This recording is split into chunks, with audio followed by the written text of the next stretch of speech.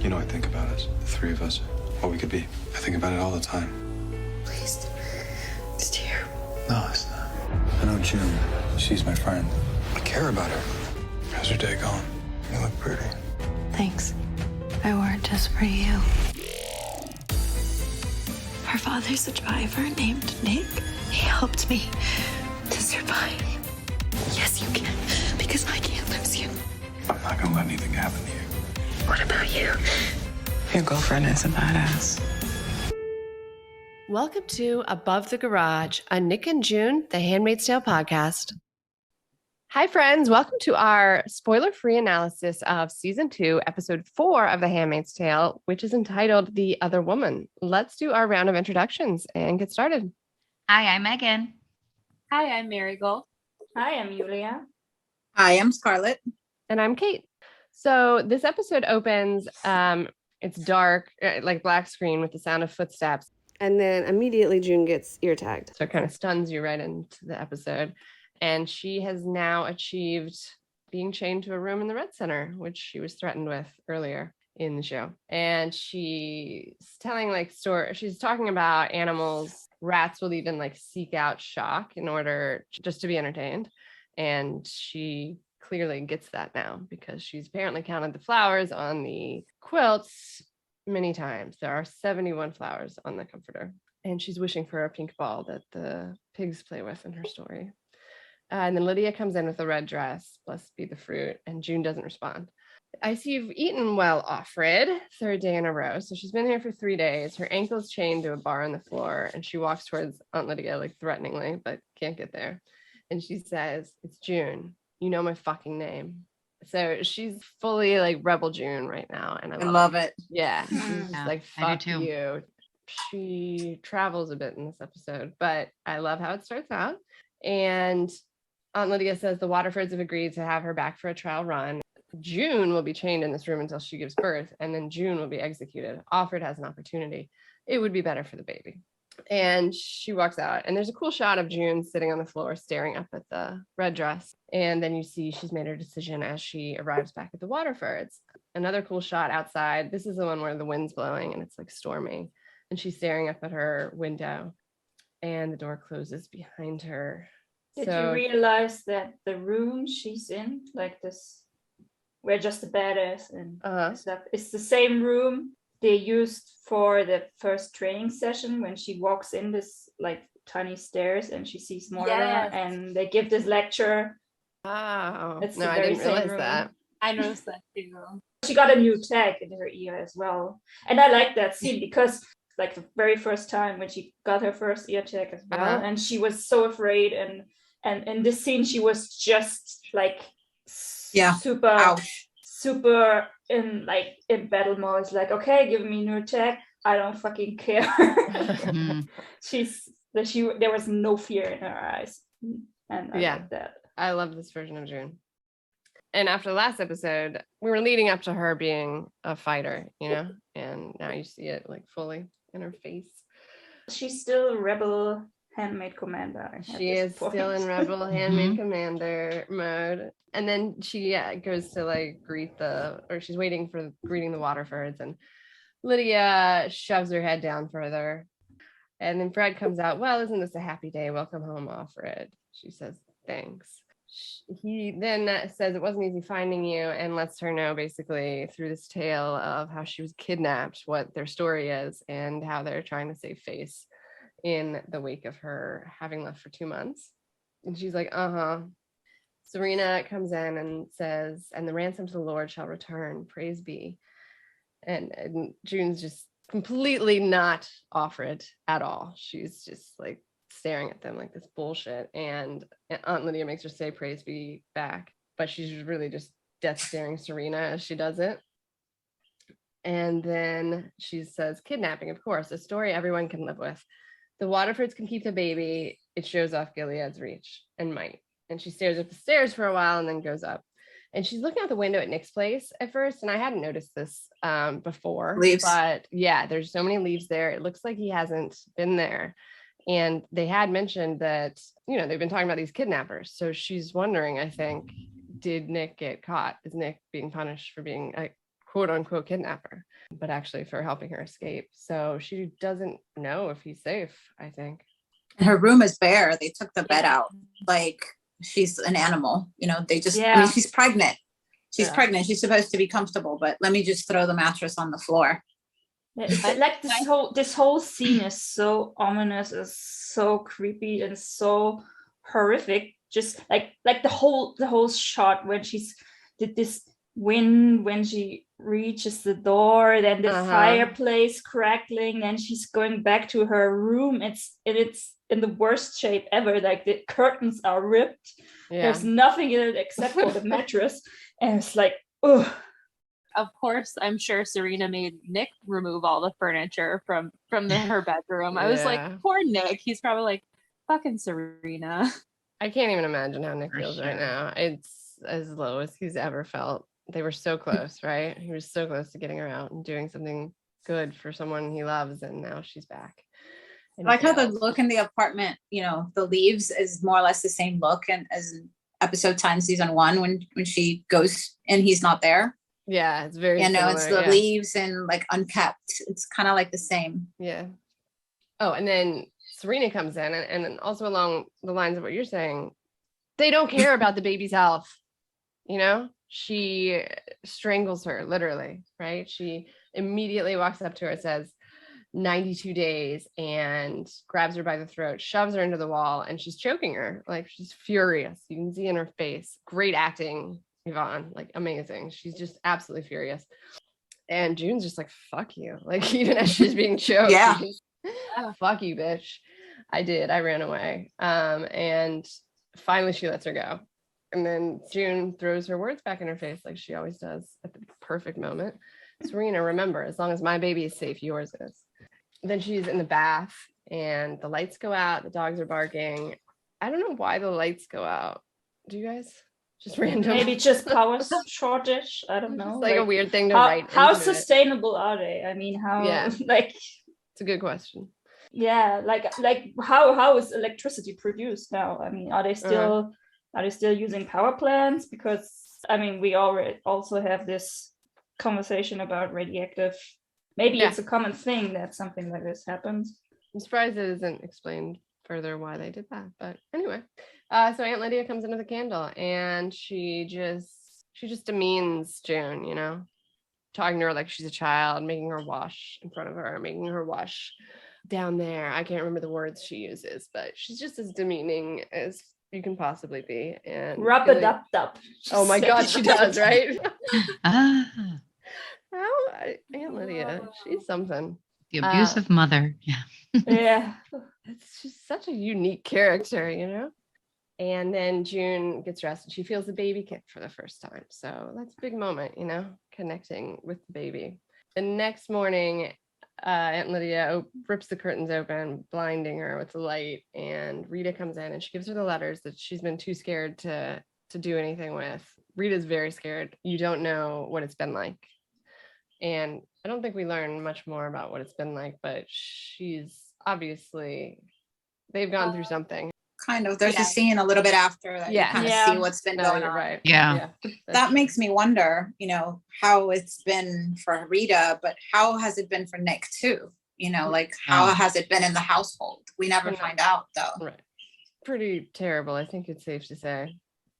And June walks into the kitchen. They're setting up for something. It's like a party. She sits down at the kitchen table when Nick comes in, and he looks so sad to see her. And she looks so happy to see him because, you know, she was worried about if he was safe. And I think Nick knows that she's safe. He knows that she's been caught and that she was coming home. And it's just heartbreaking for him because he wanted to save her. And here she is. But it's just kind of cute, the smile she gives him because she loves him and she's just happy to see him. And I think Serena caught that look too, and it pissed her off. Yeah. Oh my God, yeah. I think a few things went through her head at that moment, to be honest. Yeah. She was catching on to some things, their relationship, but I think it tipped her off like, wait a second. He was involved, yeah. Yeah. Mm-hmm. Which should have probably occurred to her before now, but. Yeah. There was a note on the script notes that talks about that the way that she was looking at him was like he was her sage, like her lifeline. pretty much sums it up when she sees him. That's sweet. I didn't read that. And we know he is her lifeline. So Aunt Lydia makes her drink this nasty juice. June immediately throws it up on the table, and she looks very pleased with herself.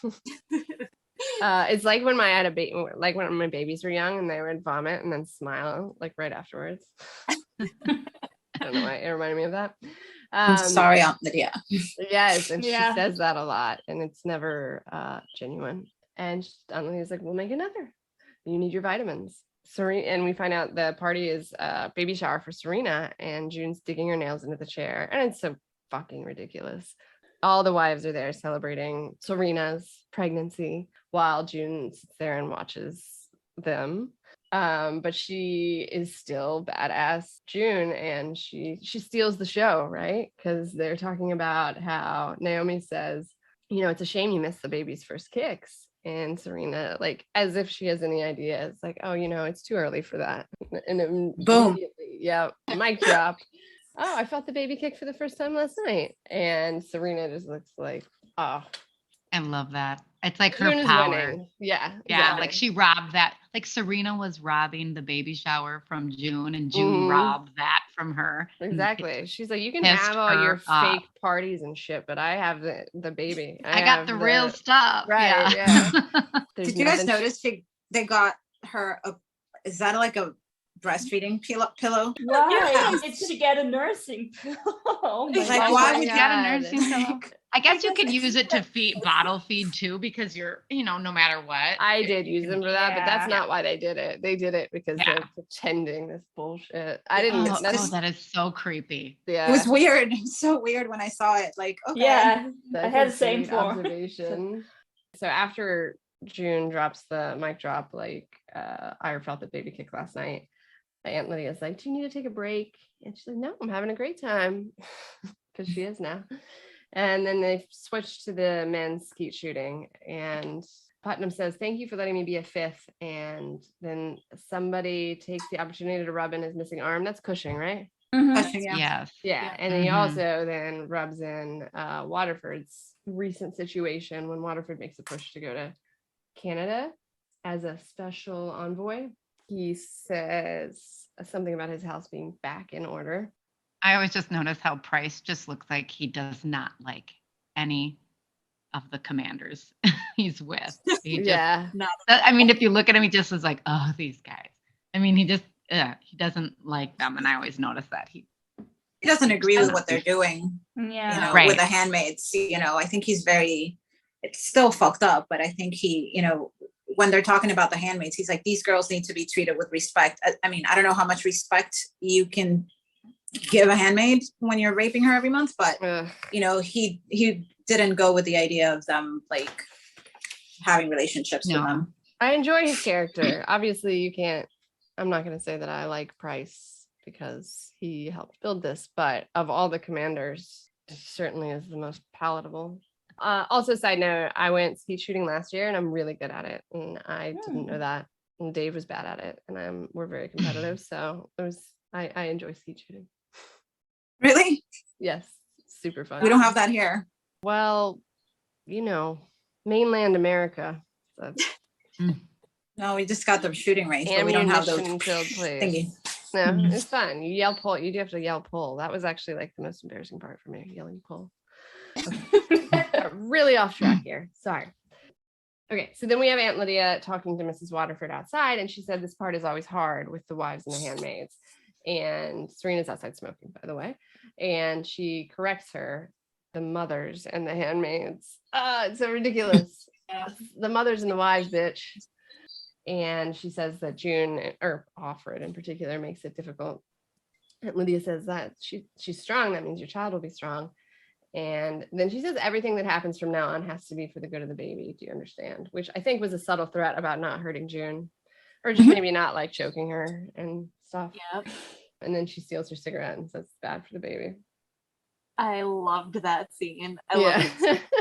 I was like, anytime Serena could be called out. Yeah, exactly. And it shows the power of the aunts too. Yeah. They do wield that power. Right.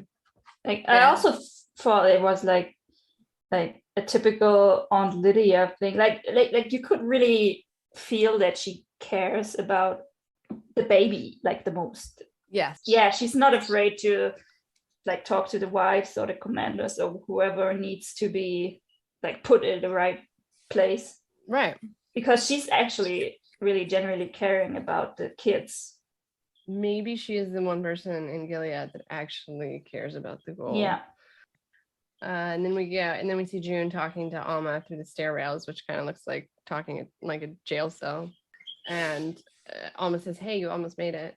Almost, June says. And she asks if anyone from Mayday got caught. And she says, "Mayday's gone silent. They're done helping handmaids."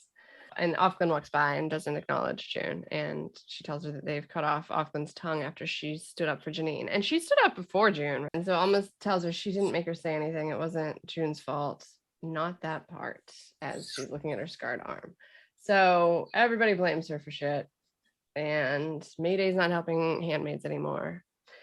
And she says, "I would like to be without shame. I would like to be shameless. I would like to be ignorant. Then I would not know how ignorant I was." And then they have another circle, this one of handmaids and wives. June's in the middle, kneeling. Serena puts her hand on hers and they wrap some string around them, some binding shit. I don't know. Do you know more about that ceremony, what it's supposed to be happening?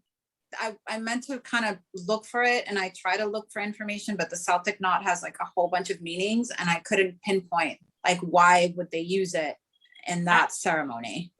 I always thought that word was Celtic. Is it Celtic? It's Celtic. Kind of it's a knot. Yeah. Sorry. Oh. I actually was just looking up how to pronounce the word. Wait, which was it? Later. What was it, Julia? In most recent history, it's actually Celtic. Okay. But Celtic is more used for sports club, like I was going to say the Boston Celtics. Or Boston Celtics, yeah. I guess. But like, yeah, if you talk about the culture thing, then it's more Celtic is usually the way you pronounce it. So I just looked up what is the meaning of a Celtic knot, and it represents unity and eternal spiritual life. Yeah, so it's a unity ritual, I guess, because like the strings, I think there's a red and a teal one, so it's like for the hand. Yeah, for a handmaid and wife, that they become a unity kind of in the pregnancy. They're always so united, those groups, so it makes sense. I like how they just added some pagan stuff in there because that's we're talking about a religious kind of based on Christianity, and then they add that paganism symbolism, which obviously you can find in Christianity too. So it's interesting. So they're saying these scripted words, "Let the little children come to me," and the handmaids are responding, "For such is the kingdom of heaven." But June is not doing that. June continues refusing, and she says it so many times, and June still doesn't say it. And then they flash to June at the gym. What is that, a yoga studio? Yoga studio. Okay, so June's at the yoga studio, and Annie confronts her, who is Luke's wife. She says, I want to ask you to back off. Give us some space. We need to work on our marriage, please. And she starts like very respectfully and nicely, as nice as one can be in this completely awkward situation. And June says, you should probably talk to Luke about this. And she says, you don't think I have? Jesus, all we do is talk about this. He thinks he's in love with you. I still love him. And June says, sometimes people grow apart. And Annie says, we made vows before God. That means something. He's a good man who wants to do the right thing. You have to let him do it. And June's like, I have to go. And then Annie starts getting more aggressive as she's leaving. You just can't wreck people's lives as if they don't matter. Did you ever think about me when you were screwing my husband? And she said, you've been separated for 3 months. And Annie's yelling again, you're never going to know him like I do. I was his first. Did you know that? You think you can take him from me because you want him, you fucking whore. And June gets in the car, like really shaken. And then she gets home and Luke is yelling at Annie, hardcore screaming into this phone, awful things to me. I'm sorry. Annie has been hurt in a very awful way. And I get if people fall in love that this happens, but the way that Luke is yelling at her on the phone to me was very appalling. We also know that they've been talking, she says it. So they kept talking. That called my attention. And then obviously, he does this through voicemail, which for me is also very cowardly. Like, why are you yelling at the voicemail? Like you're just making a show. Exactly. It's performative, right? It's a show. Well, some of the things he says June gets home and he's in the middle of yelling at her. And we do think at the time also, you thought he was actually talking to Annie, right? I mean, we just hit upon this a little. So I was surprised. I mean, it was her voicemail, so he was. She'll get it, right? But were you surprised to hear it was a voicemail when he said it? Like I was. Yeah. I assumed it was a live talk. And he is yelling, you have to move on. You're being a fucking coward, and just really mean stuff.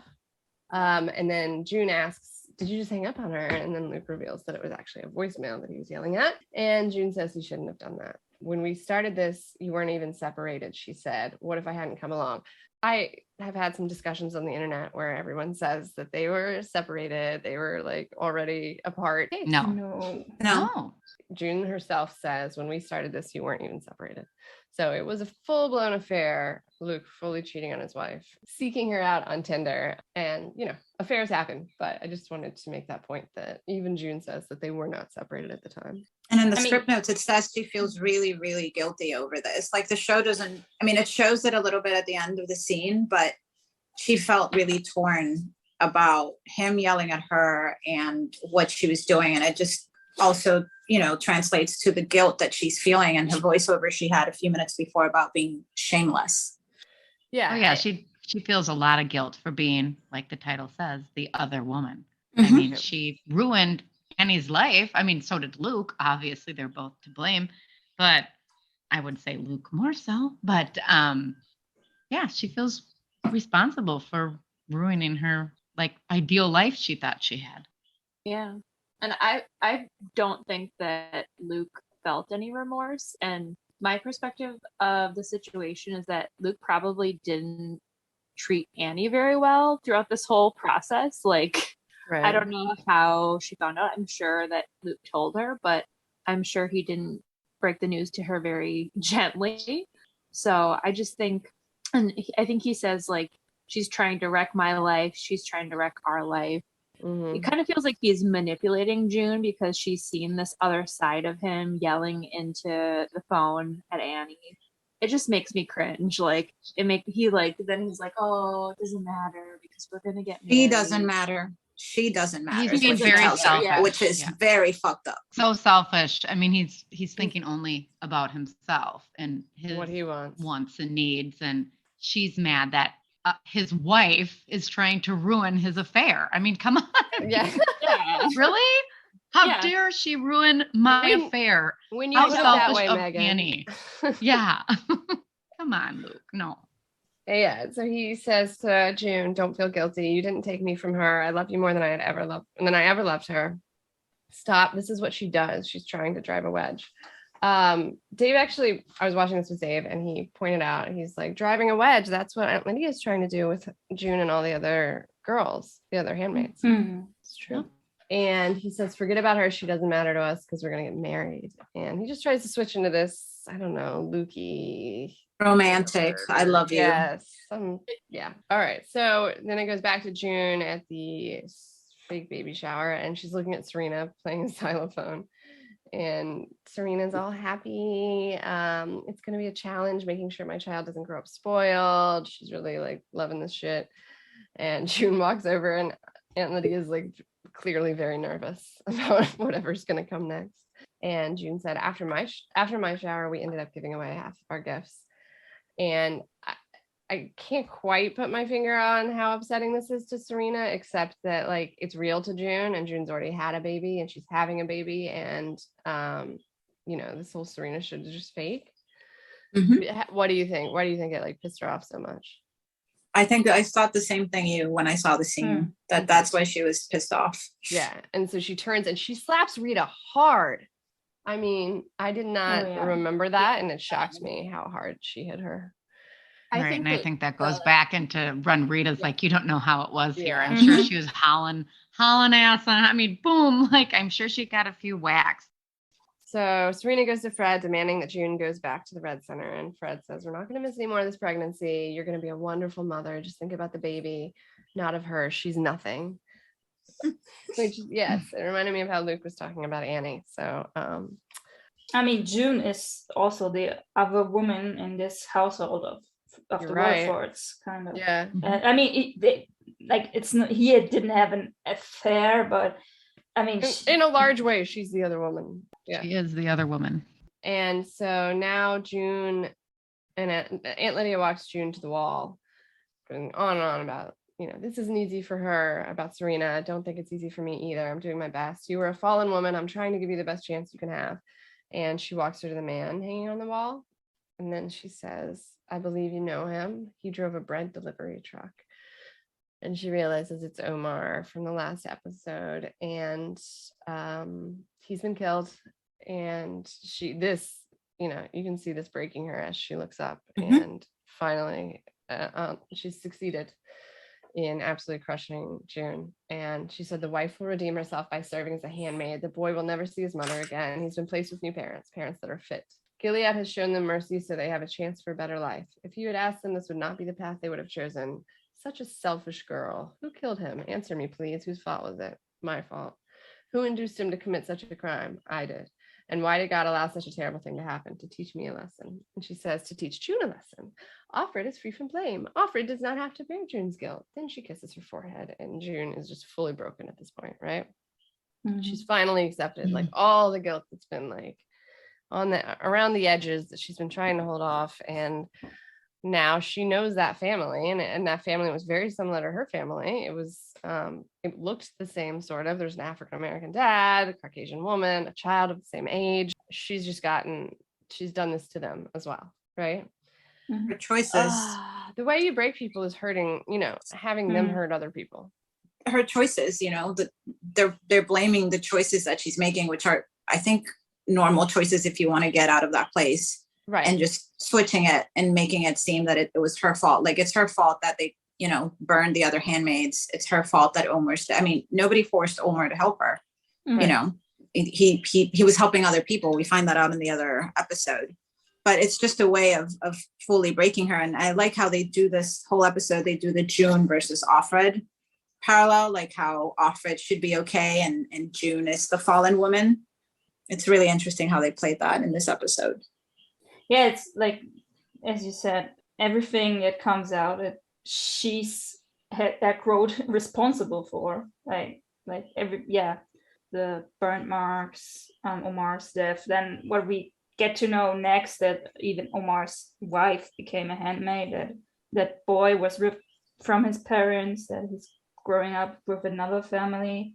And it kind of also reminded me of the scene with Janine, where they shamed her in when she got raped, and they blamed her for the rape.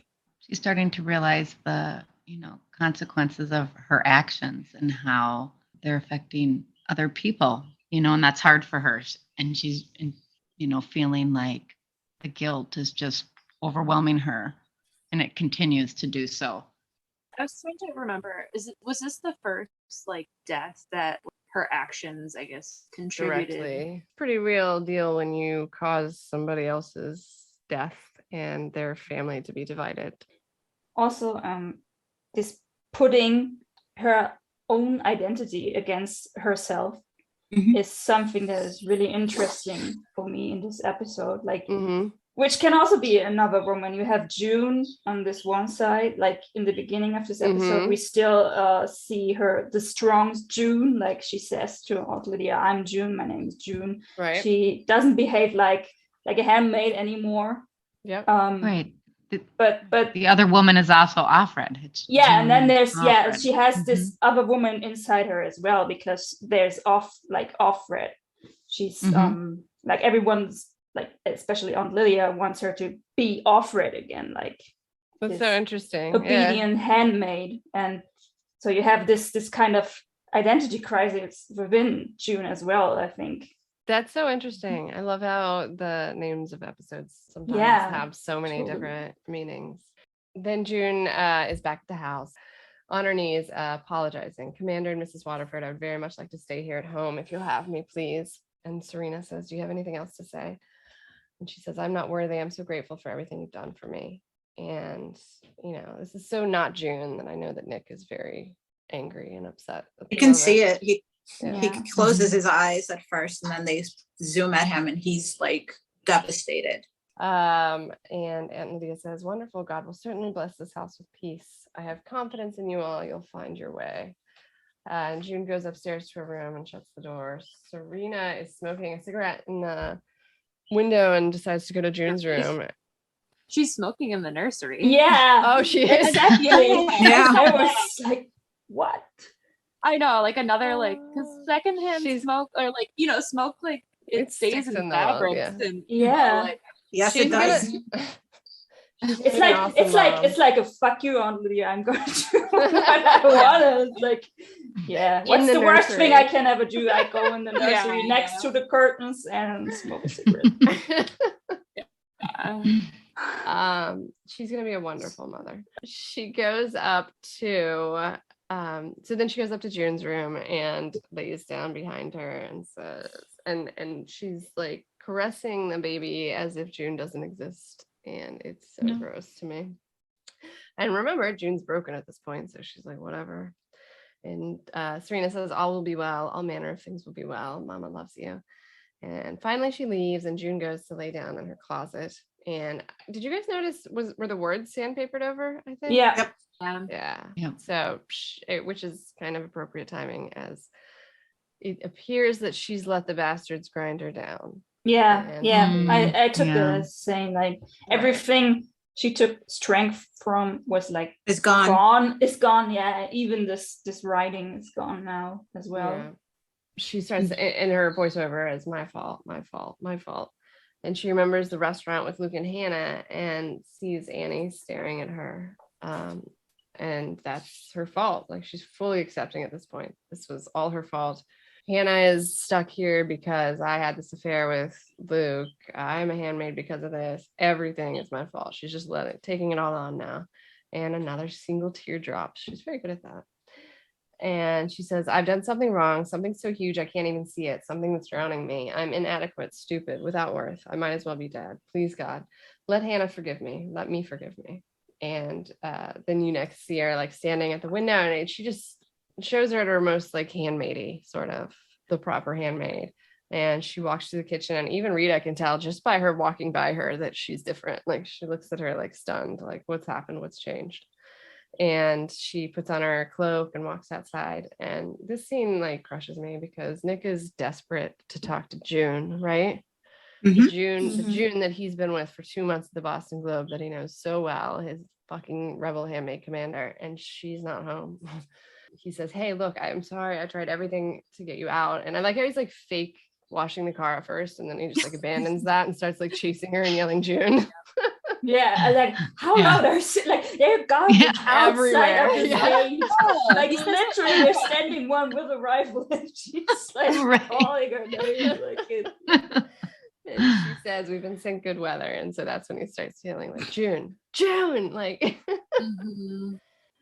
it cuts back to him too. He's like, just staring after her, like just worrying about her.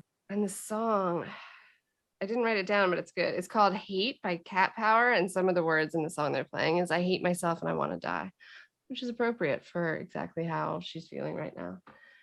And that is the end of that. Okay, so I think that is a wrap on our spoiler-free Ventus Season 2, Episode 4. If you are a longtime fan of the show, come back and listen to our deep dive into this episode that will come out on Wednesday. So thank you for listening to us. Bye. I think about us, the three of us, what we could be. I think about it all the time. Please. It's terrible. No, it's not. I know June. She's my friend. I care about her. How's her day going? You look pretty. Thanks.